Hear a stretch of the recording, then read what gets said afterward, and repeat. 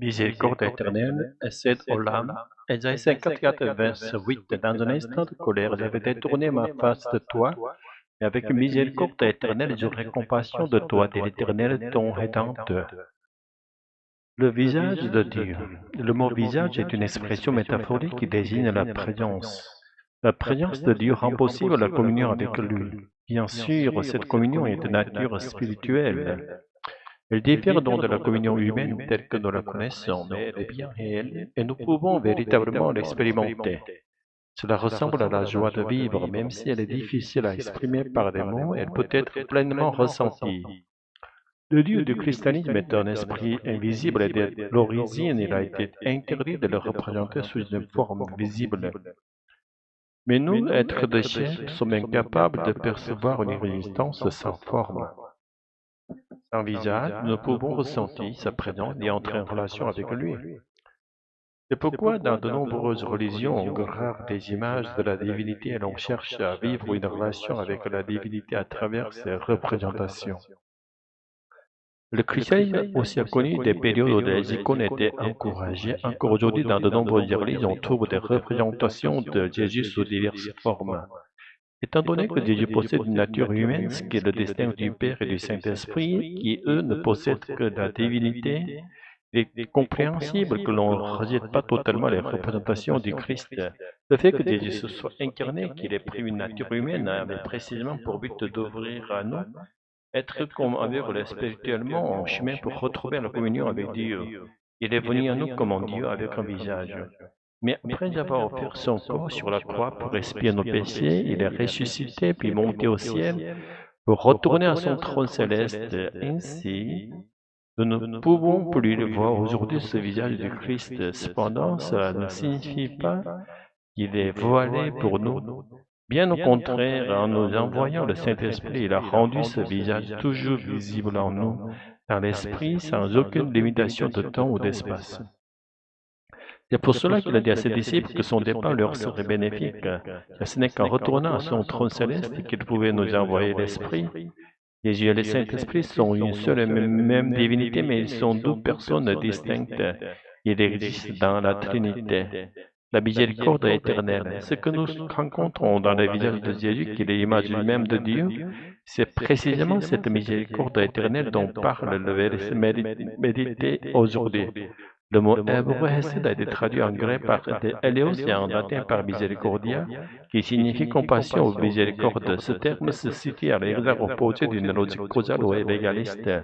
Autrement dit, aimer celui qui est digne d'amour n'est pas l'amour de Dieu. L'amour de Dieu infini et débordant est un amour créateur qui transforme la personne croyante en une personne rendue digne d'amour. Et même cette foi, cette confiance placée en Dieu est un don qui suscite et crée dans le cœur de la personne. C'est la miséricorde immuable de Dieu. Et pourtant, il y a une chose que ce Dieu Tout-Puissant ne peut pas faire. En raison de la liberté qu'il a donnée à l'homme, il ne peut pas contraindre une personne à l'aimer librement. Car l'amour véritable vient de l'élan intérieur du cœur et Dieu, dans sa fidélité, a choisi de confier cela à la liberté humaine. Ainsi, Dieu ne peut même pas empêcher une personne de mépriser ou de rejeter sa miséricorde éternelle, cet amour qui lui offre.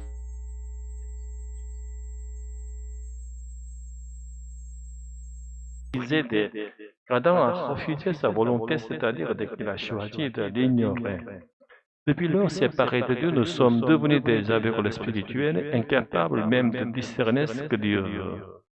Mais Dieu, qui avait choisi avec son peuple à travers la loi, a fini par faire resplendir de nouveau son visage, cette miséricorde éternelle, en la personne de Jésus. Et depuis par le Saint-Esprit, il continue de nous manifester le visage de Christ pour l'éternité. Il le fait ainsi goûter sa présence. Refuser cette présence aujourd'hui, ce serait s'exposer à des conséquences encore plus graves que la suite d'Adam, car la porte de la vie éternelle pourrait se fermer à jamais. Et pourtant, dans un monde où les religions rivalisent entre elles, où le christianisme est perçu comme une religion parmi d'autres, il est devenu difficile de présenter Jésus et le Saint-Esprit, ce Dieu de miséricorde éternelle. Essayer de convertir quelqu'un à une autre foi est souvent perçu comme si on lui demandait de renier ses propres parents charnels. Beaucoup de pionniers de la foi ont déclaré que le christianisme n'est pas une religion, mais bien souvent ces paroles ont semblé vaines, d'autant plus que dans les faits, le christianisme s'est lui-même religiosisé. Si l'on croit qu'il réussit dans ce monde grâce aux bénédictions de Dieu, c'est cela le christianisme. Alors il ne diffère en rien des autres religions, il s'agirait simplement de croire en Dieu plus puissant que les autres, une sorte de compétition spirituelle où il ne s'agirait que de savoir que quel Dieu a le plus de puissance. L'Alliance de paix, Beth Shalom. Quand les montagnes s'éloigneraient, quand les collines seraient ébranlées, ma miséricorde pourtant ne s'éloignera pas de toi, et mon alliance de paix ne sera pas ébranlée, dit l'Éternel qui te fait miséricorde. Ésaïe 54, verset 10. Dans les sociétés antiques, l'alliance était un moyen fondamental de créer des relations durables au-delà des liens de sang, comme un homme et une femme, sans aucun lien préalable, deviennent famille par une alliance. Ainsi en est-il spirituellement. L'être humain a été créé à l'image de Dieu, c'est-à-dire comme la seule créature corporelle capable de communiquer et de communier avec lui.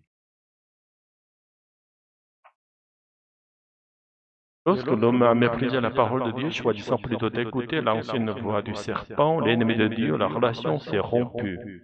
Privés de tout lien avec Dieu, les humains se sont retrouvés sans alliance, sans paix, sans espérance. Et Dieu, dans sa fidélité, a voulu créer une relation, et c'est par une alliance qu'il a offert ce lien nouveau, une alliance de paix établie au moyen du sacrifice de Jésus-Christ. Ainsi, à travers le Christ, qui est la parole faite chair, et par l'Esprit, nous devenons les bénéficiaires vivants de cette alliance de salut. Et en Jésus, nous recevons une paix que le monde ne peut comprendre ni offrir. Les religions souvent se construisent autour de figures de chefs spirituels que l'on vénère. Mais ces figures ne sont que des amis de l'époux, pour reprendre l'image biblique. S'ils viennent à usurper le rôle de l'époux lui-même, ils tomberont sous le jugement. De manière figurée, tous les croyants sont l'épouse précieuse du Christ, l'époux céleste. Et la religion, dans ce cadre, n'est rien d'autre que le cortège des serviteurs, non pas l'objet de notre foi. En ce début du mois de juin, alors que nous jouissons de cette météo claire et rafraîchissante, je vous souhaite au nom de Jésus de rencontrer le Dieu invisible dans la joie de la vie, de goûter à la paix que le monde ignore et de demeurer dans sa miséricorde éternelle. Alléluia, Amen.